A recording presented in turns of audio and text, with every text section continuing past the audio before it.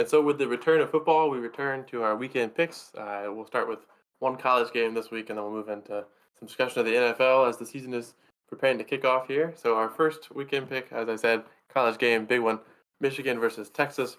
We are not split on this one. Both of us are going with Texas. Michigan obviously has been a great team, but Texas has been really fun. And we have had a running joke on this show about whether or not Texas is back. And Quinn Ewers and Arch Manning put on a show last week. Maybe not the world's most impressive opponents in terms of what was going on there. But I do think that they're equipped offensively to handle this Michigan team. I'm excited to kind of see what they're able to do. I trust in Quinn Ewers, and it's a big 3 versus 10 matchup. And Michigan was really good. They deserve to get that national championship, regardless of all the other things going on. But I think that here and now, as we stand in 2024, I trust that Texas offense to keep rolling. Obviously, we might not see as much of Arch Manning if in a top 10 matchup where I think that it's going to be a little closer. But Quinn Ewers on his own before Arch came in, 20 for 27, 260 yards, 3 touchdowns last week. I think that's a pretty. I think he's set up pretty good. Michigan's defense is going to be tougher than Colorado State's for sure, but I trust that Texas, their defense is going to be able to hold on. I think that the offense will be able to stay hot and give them a big week 2 victory over Michigan. Yeah, I mean, it's not like, they Colorado State, and it's no disrespect to them, but I mean, Texas, you expect them to win.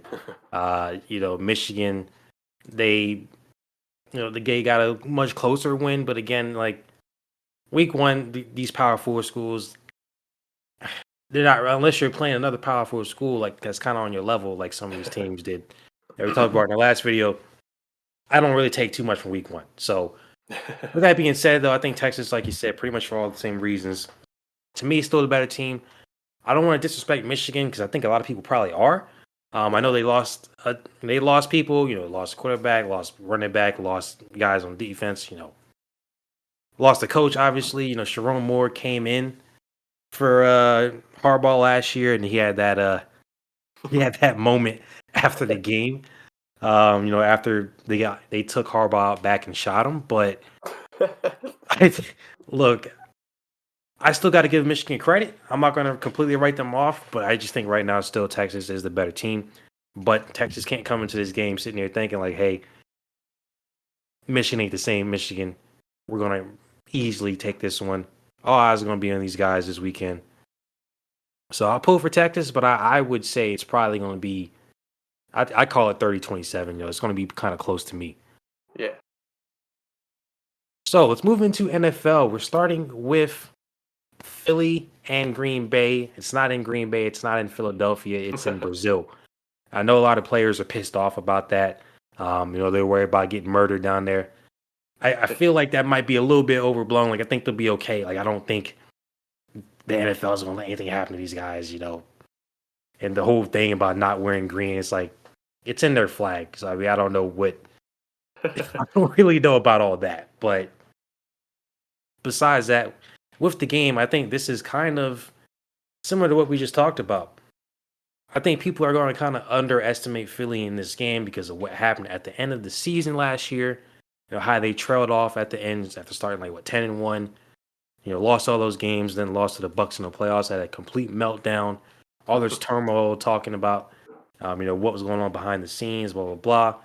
Whereas Green Bay, they had obviously a pretty good ending to the season, in perspective. They had that great game against the Cowboys. They had a chance against the Niners, but fell short. So I feel like people are probably going to come here and expect, Philly, they're not going to be able to take this one against Green Bay. Green Bay seemingly has, momentum, I guess, in that sense. But end of the day, Philly, as Saquon Barkley, I mean, you've got talent over there in Philadelphia. Offensive line, Jason Kelsey's leaving, but they still got a good offensive line. Like, I think Philly, to me, still the better team right now. Weapons-wise, I mean, weapons to me aren't really comparable for Philly versus Green Bay. I mean, Green Bay does have Josh Jacobs now. But, yeah, overall, I got Philly winning this one. I would say probably 27-17. Yeah, I think that's a good score pick. I think that I think I agree. I think the people are just going to think the Philly has fallen off, and the end of season struggles and the loss of Jason Kelsey are going to amount to a lot. And Green Bay is a good, young, fun team. I think they Right. are going to score. I think they are going to show that there's some talent in that roster. Um, but I just think that this Week 1 matchup is a really hard one. Really, I think the NFL has done a good job with these Week 1 matchups. They're all pretty solid this year.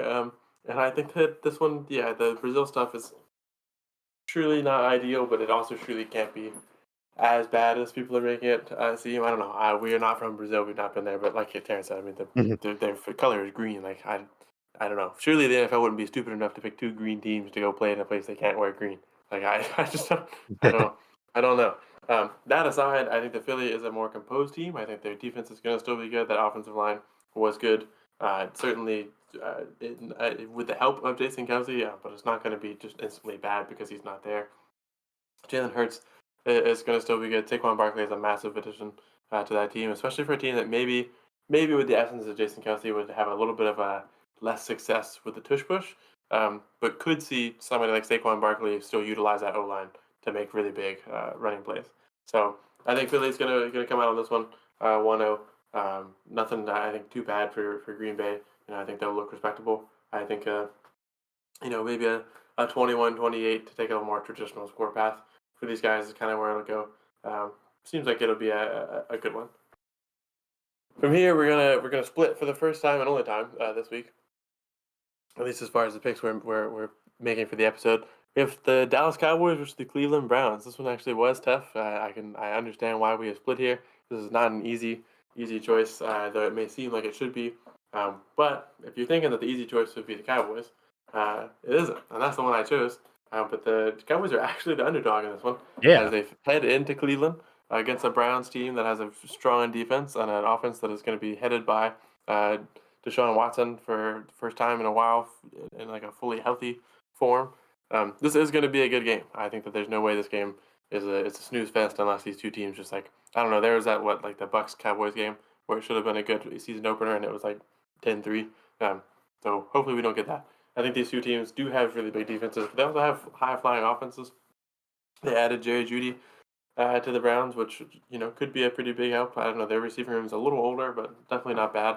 Um, I'm going to stick with the Cowboys in this. I think just because of somewhat of the familiarity, except that I really their new running room is not super impressive to me. Old man Zeke, old man Dalvin Cook, not really moved too much by that running room, which is going to be big. I think, which is why I think this one is going to be maybe like a 24-21 Dallas victory. I don't think we're getting a big 40-point game like we got when they played the Eagles a year ago or so.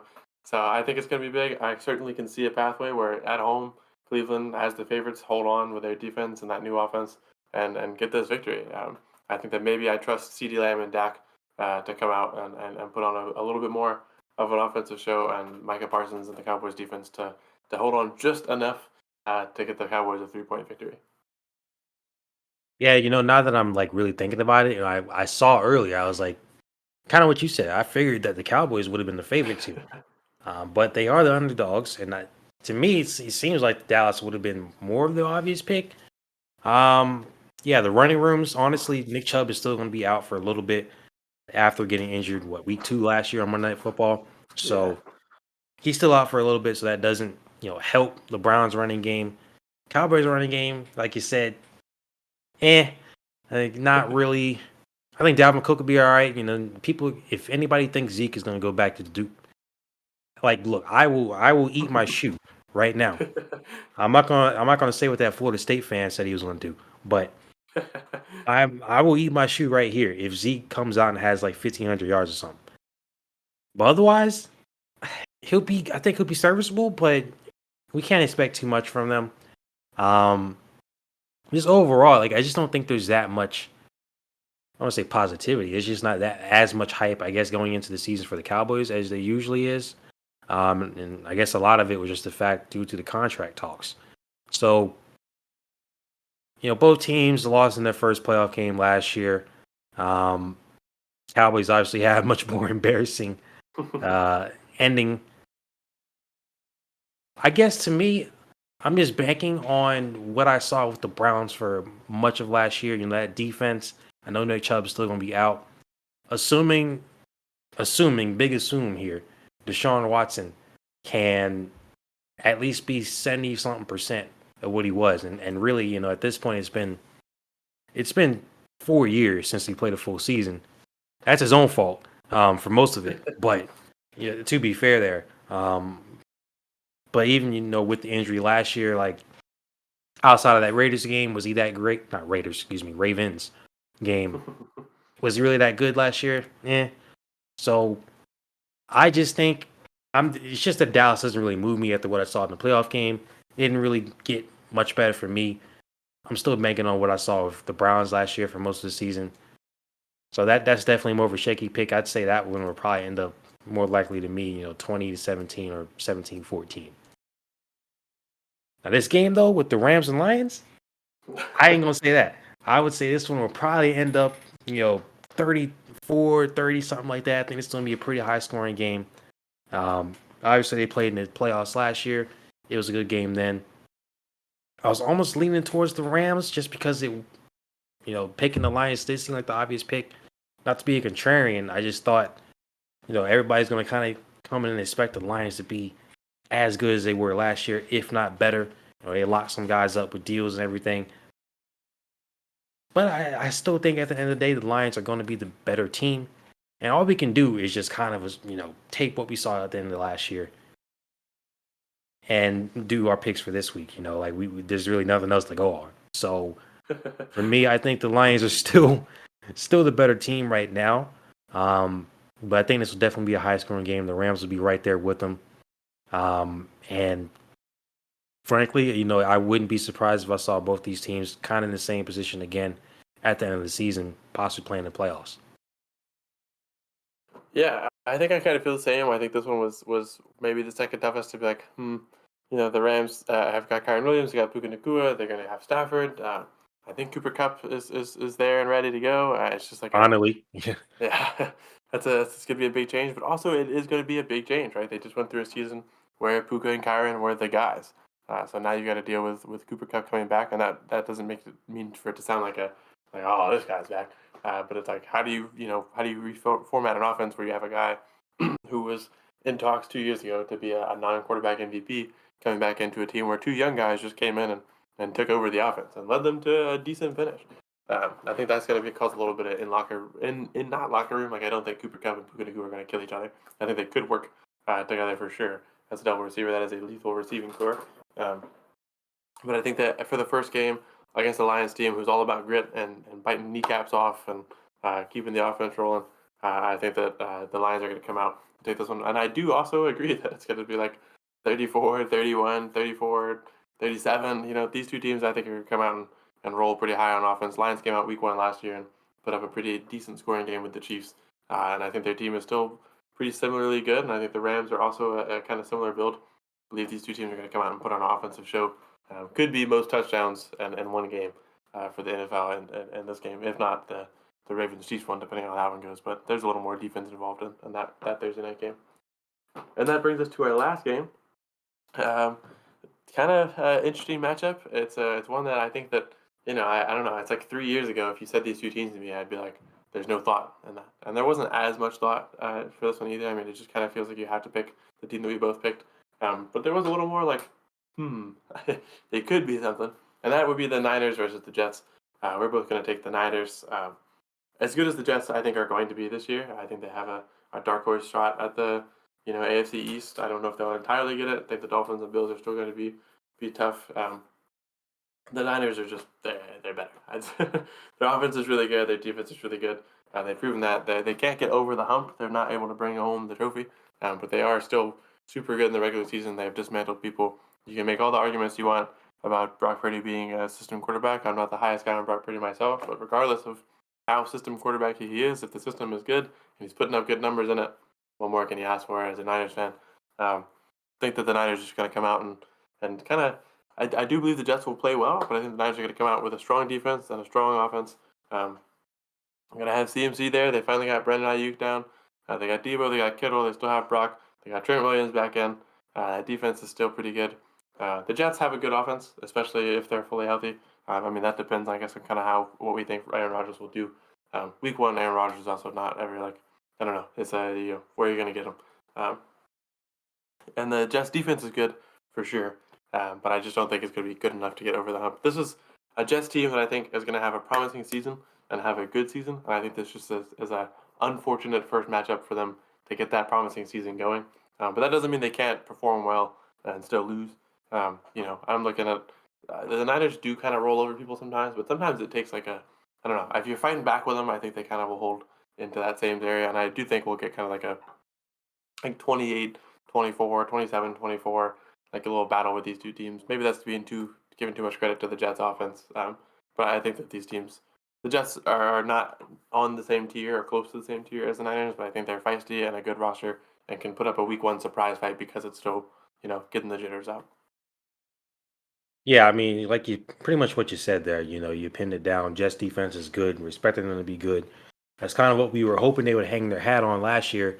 After Aaron got injured, it was an up and down season for him, pretty much all year, all over the place. Quarterback here, quarterback there.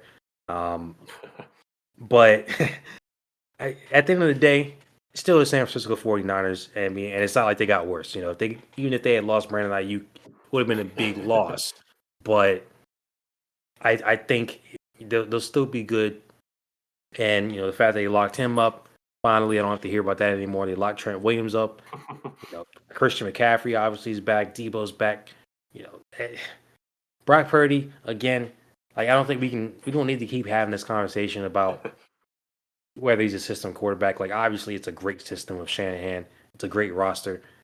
But as I've said before, if he was really trash, we'd know it by now. Yeah.